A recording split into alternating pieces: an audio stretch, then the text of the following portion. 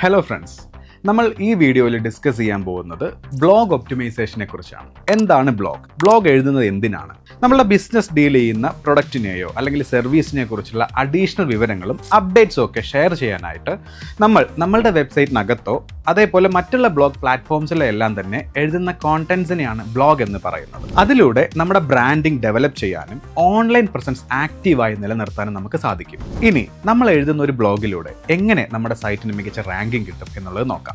അതിന് പ്രോപ്പറായി blog optimisation ചെയ്യണം. അതായത് ബ്ലോഗ് അപ്ഡേറ്റ് നടത്തിക്കൊണ്ടിരിക്കണം.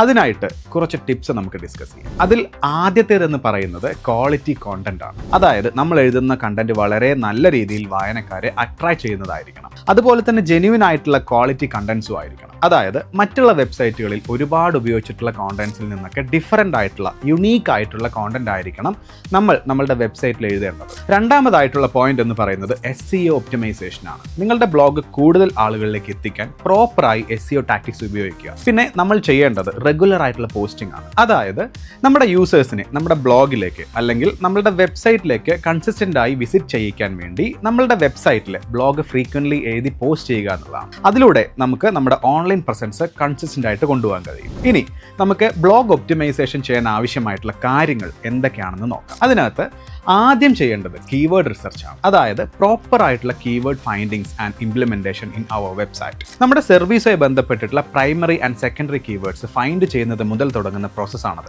റെലവെന്റ് ആയ കീവേഡ്സ് ഫൈൻഡ് ഔട്ട് ചെയ്യാൻ നിങ്ങൾക്ക് ഗൂഗിൾ കീവേഡ് പ്ലാനർ, സെംബ്രഷ് തുടങ്ങിയ ടൂൾസ് ഉപയോഗിക്കാം. അങ്ങനെ നമ്മൾ റിസർച്ച് ചെയ്തെടുക്കുന്ന അക്യുറേറ്റ് ആയിട്ടുള്ള കീവേഡ്സുകൾ ഉപയോഗിച്ച് വളരെ അട്രാക്റ്റീവ് ആയിട്ടുള്ള ബ്ലോഗ്സ് എഴുതി പോസ്റ്റ് ചെയ്യണം. അതിൽ ശ്രദ്ധിക്കേണ്ട കാര്യം, നമ്മൾ ഫൈൻഡ് ചെയ്ത് വെച്ച റെലവെന്റ് കീവേഡ്സ് ആ ഒരു പർട്ടിക്കുലർ ബ്ലോഗ് കണ്ടന്റിൽ ആവശ്യം പോലെ പ്ലേസ് ചെയ്യുക എന്നുള്ളതാണ്. അങ്ങനെ യൂസ് ചെയ്യുന്നതിന് ഒരു സ്ട്രക്ചർ ഉണ്ടായിരിക്കണം, ഒപ്പം വ്യക്തമായ ക്ലാരിറ്റിയും.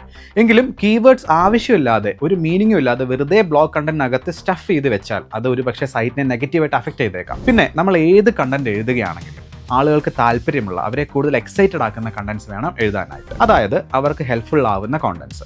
നമ്മൾ എഴുതുന്ന കോണ്ടന്റ്സ് അവർക്കും കൂടി വേണ്ട രീതിയിൽ ഉപയോഗപ്പെടുത്താൻ കഴിയും എന്നൊരു സാറ്റിസ്ഫാക്ഷൻ അല്ലെങ്കിൽ ഒരു ഫീൽ ഓരോ യൂസർക്കും ഉണ്ടാവണം. അത്തരത്തിലുള്ള ഹെൽപ്ഫുൾ കോണ്ടന്റ്സ് എഴുതിയാൽ മാത്രമേ നമ്മുടെ ബ്ലോഗ് കയറി വരത്തുള്ളൂ. ടെക്സ്റ്റ് കോണ്ടന്റിനൊപ്പം തന്നെ നമ്മുടെ ബ്ലോഗ്സിലെല്ലാം ഇമേജസും കൂടെ ഉൾപ്പെടുത്താൻ ശ്രദ്ധിക്കുക.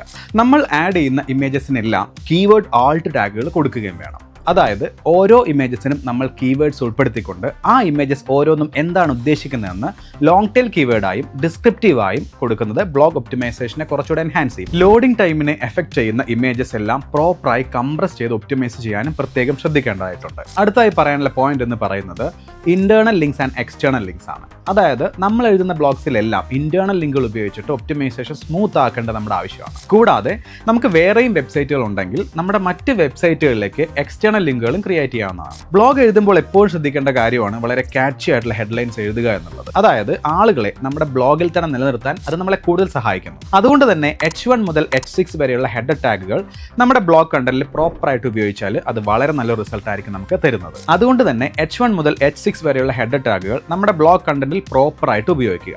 അത് കുറച്ചുകൂടെ യൂസേഴ്സിന്റെ റീഡിംഗ് എക്സ്പീരിയൻസ് എളുപ്പമാക്കും. അതിനോടൊപ്പം തന്നെ റാങ്ക് മാത്ത്, യോസ്റ്റ് SEO പോലെയുള്ള പ്ലഗിൻസ് ഉപയോഗിച്ച് ബ്ലോഗ് പേജിന്റെ മെറ്റാ ടൈറ്റിലും മെറ്റാ ഡിസ്ക്രിപ്ഷനിലും ഫൈൻഡ് ഔട്ട് ചെയ്ത് വെച്ചിട്ടുള്ള റെലവെന്റ് കീവേഡ്സ് പ്രോപ്പറായിട്ട് ഉപയോഗിക്കുക. കൂടാതെ നമ്മൾ കൺസിസ്റ്റന്റ് ആയി എഴുതുന്ന ബ്ലോഗ്സ് ഓരോന്നും ഫ്രീക്വന്റ്ലി തന്നെ നമ്മുടെ സോഷ്യൽ മീഡിയ പ്ലാറ്റ്ഫോംസിൽ ഷെയർ ചെയ്യാനും മറക്കരുത്.